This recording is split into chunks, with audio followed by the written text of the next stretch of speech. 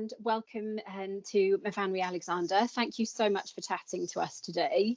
I was just wondering if you could tell us a bit about your books, please. Well, I've published 4 books in Welsh and 2 in English to date, and I'm currently writing the 5th one in Welsh. I live in a part of, well, it used to be the old county of Montgomeryshire, north of Powys, and I think it's a fantastic place to live. It's where I grew up, and it's a place that's absolutely full of stories. I describe myself sometimes as swimming in a sea of stories, and it just seemed a very natural thing to me to want to tell tales about a place that to me is endlessly fascinating. And they are, in some senses, very traditional detective stories. The detective solves a crime, and there's a murder in there's a murder in almost all of them. But I also think that they are books about the place and about the people. And I hope that people can enjoy learning about the place and experiencing what it's like to be in a place completely different perhaps to where they live. So it's like a holiday in Montgomeryshire as well as reading a book, I like to think. Yes, yeah, and a reoccurring theme within your stories is sort of the isolation that's faced by some farming families and rural Welsh communities, and some of the struggles that younger generations sometimes face with that.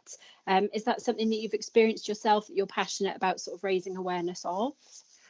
Very much so. I think, I mean, I work on my own because I'm a writer, but I think that farming particularly can be a very isolating job, and you work all day, you may not even speak to somebody. And I can think of several friends of mine who I can tell if they've been working on their own all day, because if they bump into you or they knock on the door to say hello, they literally have got thousands of words that they need to say, and the words flood out of them as if they've been holding back a great head of water, like a dam bursting. And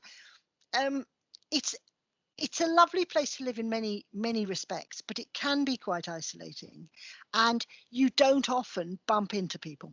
You know, you might fill up your car only once a week, and then you see somebody in the forecourt of the garage. That could be the highlight of your week. Other than that, especially if you find yourself living alone, you're looking out on fields of sheep, and it is very scenic, but that doesn't stop it being lonely. And I was quite keen that I wanted to try and give, I think, a reasonably realistic portrait of life in the countryside. So I didn't want it to seem that everything was lovely just because the fields are green.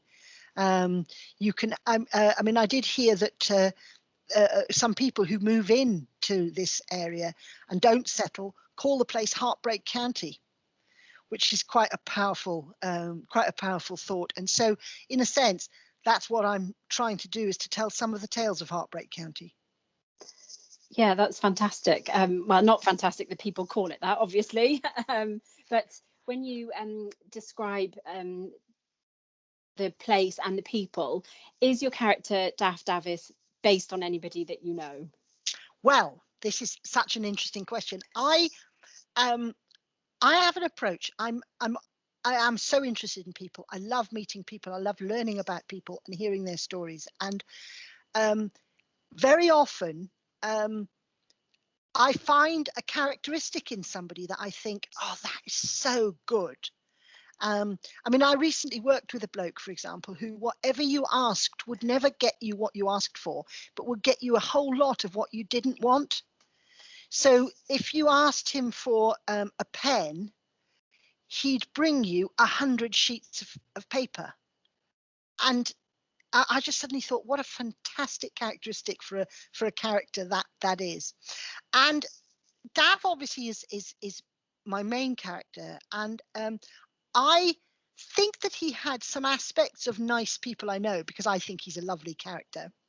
And sometimes when people say, are you single? And I go, no, but my problem is that my significant other is fictional. But then I met an old friend last summer who just read 3 of the Welsh books right after each other, one after another. And she said, actually, she said, I recognised Dav Davis straight away. And I thought, oh my Lord, I thought that worries me. And she said, I think he's what you'd be like if you were a man. And I was quite surprised, a little horrified, if I'm honest. But there are some aspects, I think, of my nature that I represented in Dav. There's certainly some aspects of my father's nature that I recognise in Dav. He's the best example of me finding things I like in people, or I'm interested in people, and putting them into a character. So in a way, because he's the central character, he probably gets the pick of all the bits that I've gathered from other people. But I do think that my friend was as close to finding the real Dav as anyone has been, though I'm not going to admit it. I refuse to admit it, even to myself. I was going to ask as well, actually, some of the characters that are a bit less likable, do you enjoy, really observing the nitty gritty of people's character and their characteristics in life and things like that? Oh, absolutely. I mean, I find that I meet quite a lot of people who have a little bit of the monster in them and who do things which are very very focused on themselves, and you've only got to heighten that a little bit and you've got a real monster. And I want to write detective stories. I love reading detective stories and I like the element of the puzzle, but partly for feminist reasons, I'm not particularly keen on the books where a man kills a lot of women who he doesn't know, and all we know about these women is that he was sexually attracted to them, attacked them and murdered them. And that gives me the creeps slightly. And so I was determined to write stories which were in a way more like an old-fashioned Agatha Christie type story. And from that point, you have to have people who lots of other people want to kill. So once you've got your 6 or 7 motives and a character that represents each one of those motives, then where those motives all collide into the nasty person, you have made an absolute monster. And my only shame, in a sense, is because they are murder stories, the monster dies early on, because otherwise I would have great fun with the monster all the way through. But it's the first thing that I do when I'm starting a new story. I try and think of a person who has several quite interesting, unlikable characteristics. So I start with my monster, and then the motives come out from the monster, and before you know where you are, it's all fitting together. Wonderful. That's such an interesting concept of how to start your process. You did mention that there's a 5th Dav Davis book coming out. Have you written that already? No, I'm writing it now. I'm taking time off from writing it now. I was lucky enough to get a Books Council grant. I really love the Royal Welsh Show. It's one of the highlights of my year. The highlights of my year are so boring, but they are, the sort of milestones of my life. And midsummer time, I love to go down to the show. And because there was no show, and also because it's a place where people meet, I thought that I would like to write Murder in the Royal Welsh Show. So that's where the next book is set in the show.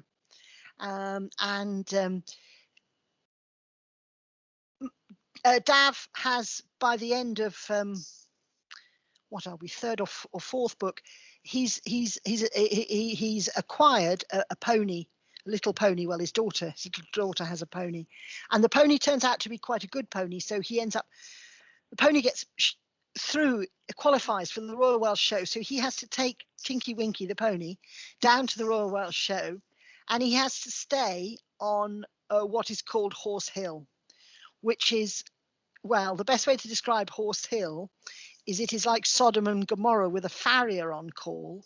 It is, honestly, all human life is there. I speak from experience. And so he's going to have a week at the show, living in the middle of all the goings on Horse Hill.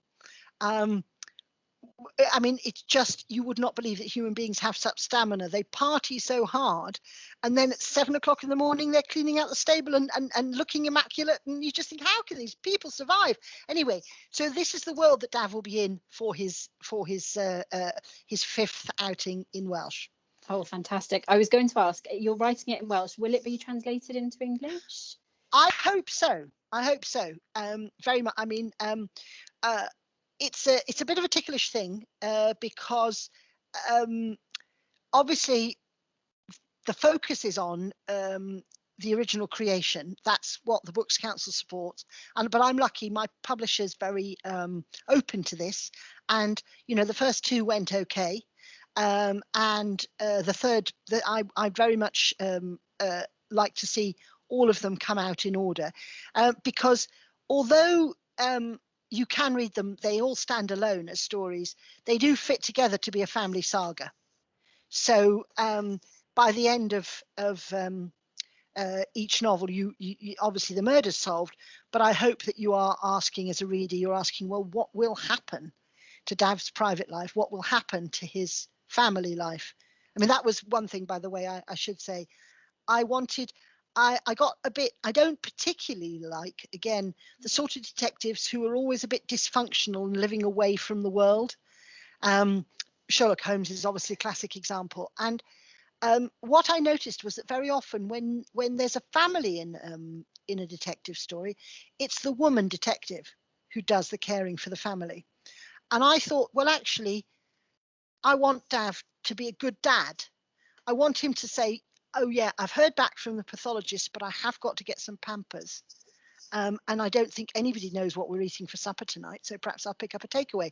Because that's actually the life that men and women live nowadays. And I sort of think that some images of detectives are a bit behind what is actually how people really live their lives. You know, people share their duties. They don't necessarily all do the stereotypical roles, and so so that's one thing I did want to make sure that we had a male detective who had responsibilities in the home. Yes, yeah. If your books were made into a TV show or a film, who could you see playing that obviously quite dynamic character? Well, we put it on Radio 4 last year, and Stefan Rodri, who was known to everyone as Dave's coaches from Gavin and Stacey, did a terrific job. And so he'd obviously be my first port of call. Having said that, if Steph wasn't available, or if we had to pick someone else, the actor Matthew Rhys, this is such a Welsh thing to say, the Hollywood actor Matthew Rhys has a first cousin who's married to a girl from my village. So Matthew knows the area well. I know Matthew, and I think he'd also make quite a good Dav Davis. But the first honour has to go to Stefan Rodri. Fantastic. And you mentioned then about the radio adaptation. Did you enjoy that process, and is it something that you would consider doing for some more of your books? I would love to do it. I found it really interesting. It was quite hard because of COVID, because when we got the commission, which was before COVID was even known about, I thought we might all get together for 5 days, a big cast of us all together, and it would be kind of an open and creative process. But as it was, we were very lucky to be able to do anything at all. And the actors came into the studio 2 by 2 like the animals into the ark, so that they could be socially distanced and we could all be behind screens and so on. But the process of writing, to get a novel of over 300 pages down to 5 15-minute episodes, it meant that I had to go through my subplots and go through my characters and be quite brutal, actually. And it was a fascinating process because it told you where the real heart of the story was. But at the same time, it made me come back. This is obviously I'm starting, I'm working on a novel for the first time since doing that. And I so much appreciate the fact that a novel gives you room to just follow an interest that you might have in something, and give your characters a little bit of an extra dimension. Of course, with an adaptation, you know that the actors will give that colour. And that, I think, is a huge difference, that you pare it right down. It's almost, the character that appears on the page is almost a bit plain, but it will be coloured up by the actors. And so it's coming back to writing a novel. You can sloosh everything everywhere. You can, slap on the coloured paint. But also, it's in a sense a lonelier process, because you haven't got anyone else who can come and make even quite a boring line brilliant. Yes, yeah, and you're hoping, obviously, in the future, if you can do that process again, that you will have what you wanted of everybody together and a real camaraderie and bouncing off each other. Yeah, yes, definitely. I mean, we've just submitted another plan to do actually not the second but the third book, because the third book is Murder at the Carol concert, which is called The Holly and the Hemlock, and I have a feeling that might make quite a nice Christmas production with some music as well, so fingers crossed. Yeah, definitely fingers crossed. And going back to sort of writing the novels, not the adaptation for radio, has writing always been a passion of yours? Absolutely. I mean, I since I was a very small child, I was very lucky that I had parents who said, yes, you could do it. You can do what you want. And that's, I think, sometimes with creative jobs generally, or even any job to do with books, for example, sometimes people say, teachers or parents say, no, you won't make a living doing that. And it's not the most secure means of earning a living, but then I don't really know what is these days, So, but I was also lucky that my father's brother was a TV scriptwriter, and he wrote for programs like Softly Softly and Z-Cars, and he even wrote 3 or 4 episodes of Doctor Who, which means that he has an online presence, because you know what anything to do with Doctor Who is like. And so it occurred to me, even as quite a small child, that you could make a living writing books, and that was what I wanted to do. I spent a big chunk of the middle of my life bringing up six children, and I wouldn't change it a bit. And I was writing all the time, and having the odd bit published, but all the time I was writing, I was getting better. When I look back at the things that I wrote 25 years ago, I sort of cringe. So in a way, although I was comparatively old, in my 50s when I got my first book published, I'd also been script writing as well. And it never occurred to me that I couldn't make a living writing. It just was a matter of getting better at it. Do you ever go back and look at those things that you wrote 25 years ago and take certain bits out of it, even though you said, some of it you don't want to reread, but do you handpick the gems that must be there? There are some things about, I mean, I wrote and rewrote a baggy novel, which was set in Montgomeryshire when I was living out away, and it was full of my longing for Montgomeryshire, and I certainly pillaged bits of that.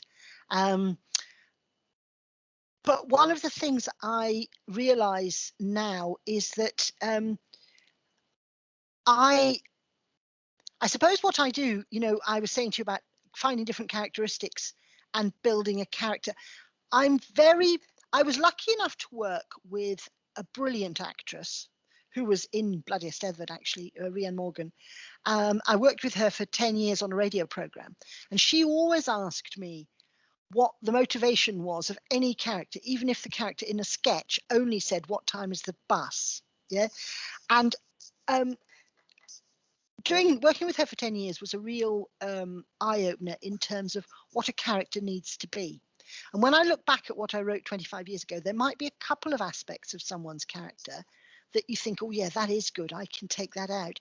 But they didn't have enough of those characteristics to be fully rounded humans. And I think that's what the biggest lesson I've learned in all that practicing was how to make a person appear like someone you might meet tomorrow. It's one of the nicest things that readers say. They go, oh, I think all those, I could just imagine having a conversation with that person. And that is to do with just trying to imagine them as fully realized people, not just saying what do they need to do for the plot, but what do they do when they're not in the plot. Yeah, all that backstory and All that, really sort of exactly. the meat on the bones, as it were. Yes, and of course what happens then, which sounds slightly mad, is that once the characters are established and you know roughly what they'll be doing, the book writes itself because the characters write themselves. There is only one thing that they could do in any circumstance you put them in, because like all of us, they have they have interests, desires, things they're desperate to avoid. And once you really know your character, I always think they're a bit like clockwork toys. They're wound up and off they go, and they will go under their own steam, which is actually, from my point of view, makes the actual process of writing comparatively easy, because they will do what they would do in those circumstances. The time is taken thinking up the characters.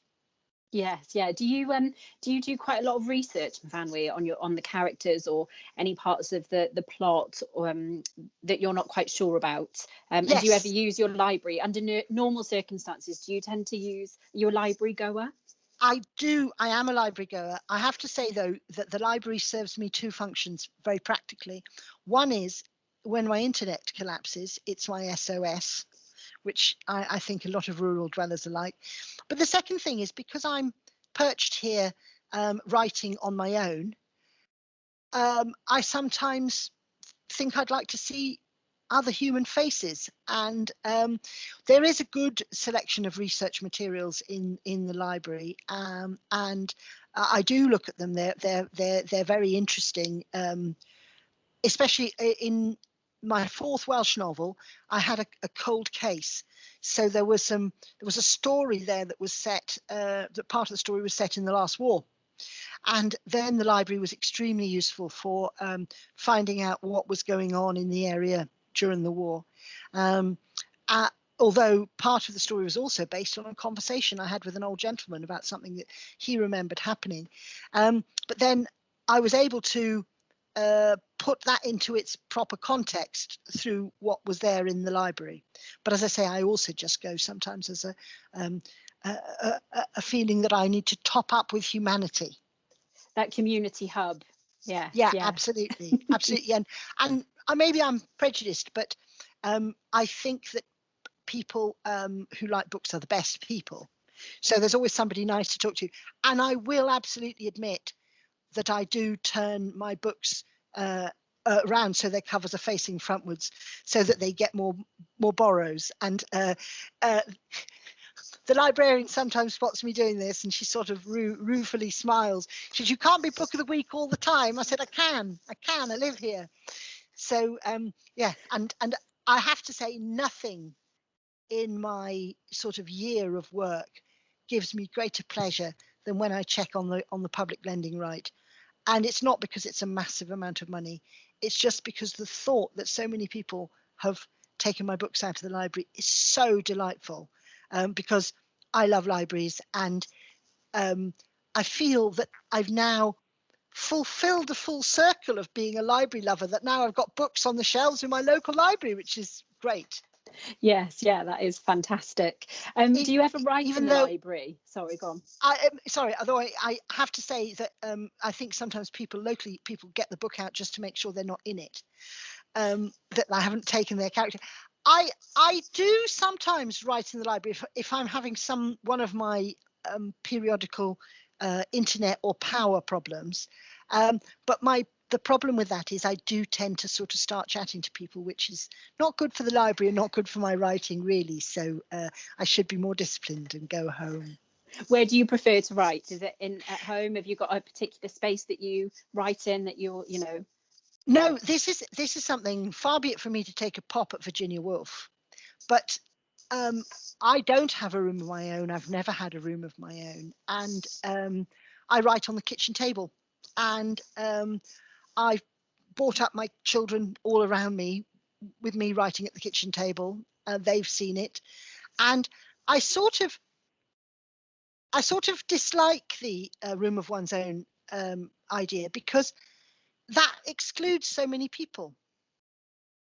If only people who can afford to have a study in their room, in their house, and afford to have nobody disturbing them, are the people who are able to write. That's a tiny minority of people. And I like to think of people with notebooks on their knee, or writing on their phone, traveling on a bus, or in my case, keeping an eye on the potatoes boiling for supper.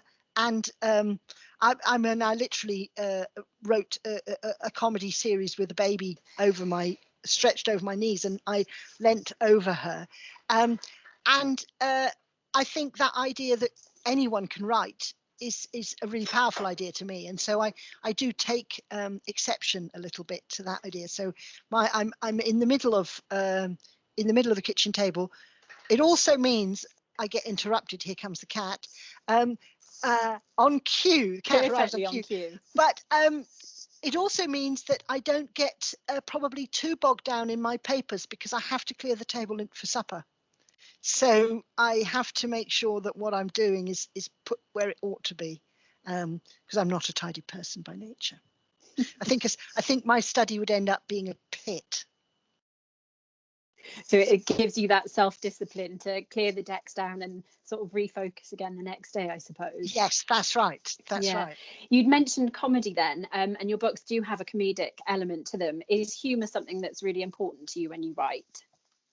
It is, and I don't know whether this happens the same in other places, but one thing I notice about life around here is, however dark things are, people always make a joke, sometimes an inappropriate joke, but it's a way that people survive. And I'm not a fan of a type of book that I call rural miserabilist, which is where it's a story set in the countryside, often 100 years or more ago, and nobody cracks a smile through 400 pages. And I keep thinking, well, have you done any farm work with a gang of people? You just laugh all day.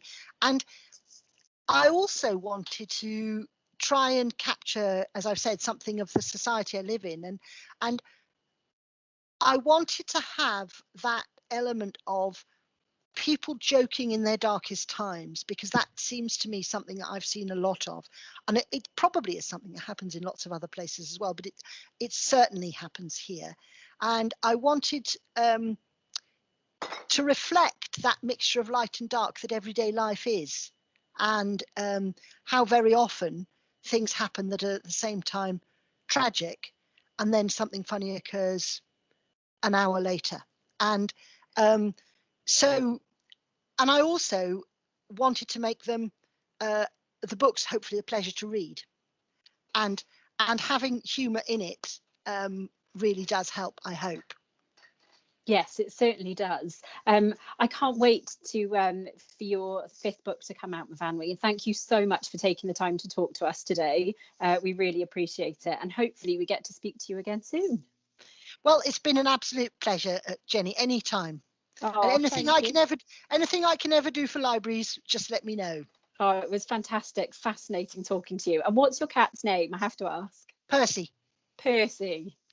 Perfect. Yes. Percy, who comes in, I'm afraid, at the most inopportune moments, just when we were talking about not having a study. But if I did have a study, it would only be taken over by Percy anyway. He was perfectly on cue. Yeah, that's brilliant. Thank you. Yeah, amazing.